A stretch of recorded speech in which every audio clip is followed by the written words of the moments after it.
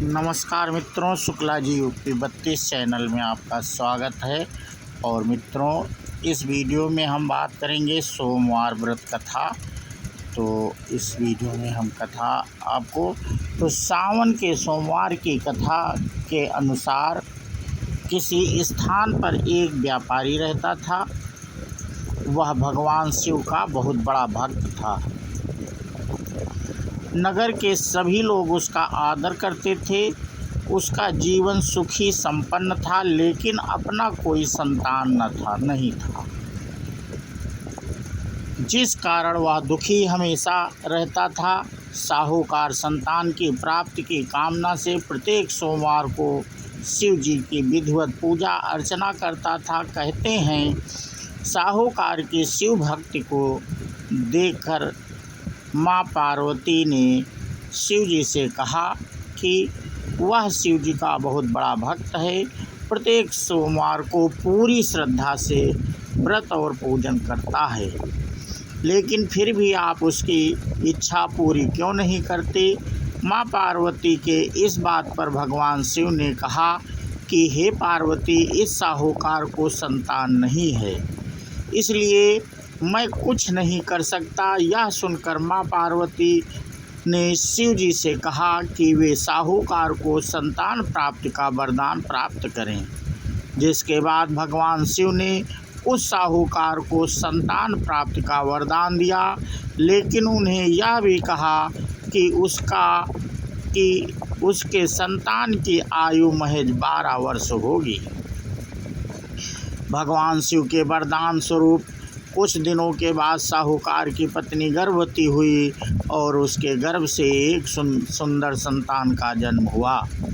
इस शुभ समाचार को जानकर साहूकार बहुत खुश हुआ, लेकिन उसे शिव जी की कही हुई बातें याद थी, इसलिए पुत्र प्राप्त के बाद भी वह दुखी रहता था।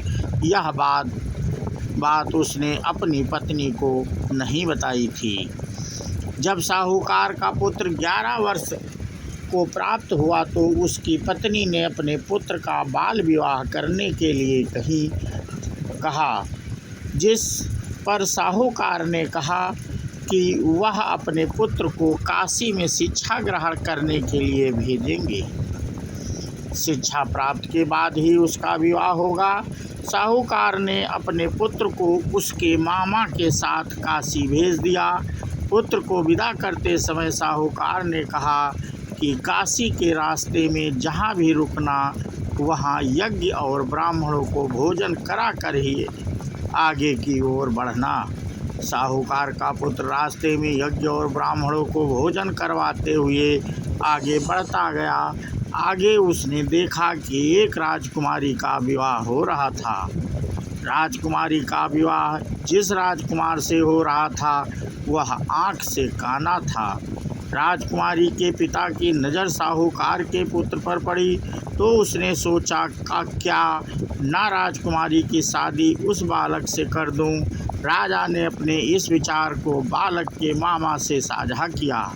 राजा के इस सुझाव को बालक का मामा मान गया और उसने अपने भांजे की शादी उस राजकुमारी से करवा दी।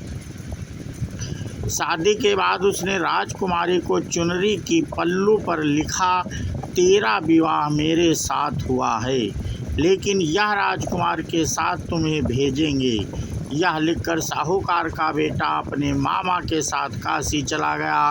राजकुमारी ने जब अपनी चुनरी खोली तो उस पर लिखी बातों को पढ़कर उसने उस राजकुमार के साथ जाने से मना कर दिया। काशी पहुंचकर मामा भांजा अपने घर में यज्ञ करवा रहे थे। उसी वक्त भांजे की तबीयत खराब हो गई। उस दिन वह बालक कमरे से बाहर नहीं आया। मामा ने कमरे के अंदर जाकर देखा तो उसके भांजे के प्राण निकल चुके थे, लेकिन मामा ने यह बात किसी को नहीं बताई। उसने यज्ञ का सारा काम समाप्त कर ब्राह्मणों को भोजन करवाया। इसके बाद उसकी वेदना न रुकी और उसने विलाप करना शुरू कर दिया। संयोगवश भगवान शिव और माँ पार्वती उसी रास्ते से जा रहे थे। रोने की आवाज़ सुनकर माँ पार्वती ने शिव जी से पूछा कि यह कौन रो रहा है। भगवान शिव ने कहा कि यह उसी साहूकार के पुत्र की मृत्यु पर विलाप कर रहा है जिसकी आयु सिर्फ 12 वर्ष की थी। तब माँ पार्वती ने शिव जी से व्यापारी के बेटे को जीवन दान देने को कहा। भगवान शिव ने कहा कि उस साहूकार के पुत्र की आयु उतनी ही थी। शिव जी की वचन सुनकर माँ पार्वती में बार बार भगवान से उस बालक को जीवन दान देने का आग्रह करने लगी। माँ पार्वती के आग्रह पर शिव जी ने उस साहूकार के पुत्र को जीवन दान दे दिया, जिसके बाद मामा और भांजा दोनों अपने घर वापस लौट गए। रास्ते में वह नगर मिला जहाँ साहूकार के पुत्र का विवाह हुआ था। वहाँ उन दोनों का खूब सत्कार हुआ। राजा ने अपनी कन्या को साहूकार के बेटे के साथ खूब सारा धन देकर विदा कर दिया। उधर साहूकार और उनकी पत्नी यह सोच कर बैठे थे कि अगर उनका पुत्र वापस नहीं आएगा तो वे अपनी जान न्यौछावर कर देंगे।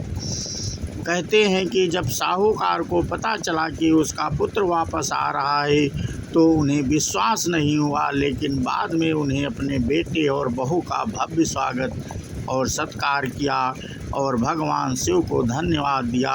रात में भगवान शिव ने साहूकार को स्वप्न दिए और कहा कि मैं तुम्हारे पूजा से प्रसन्न हूँ। सोमवार व्रत में उसकी इस कथा को पढ़ेंगे और उनकी सारी मनोकामनाएं पूरी होंगी।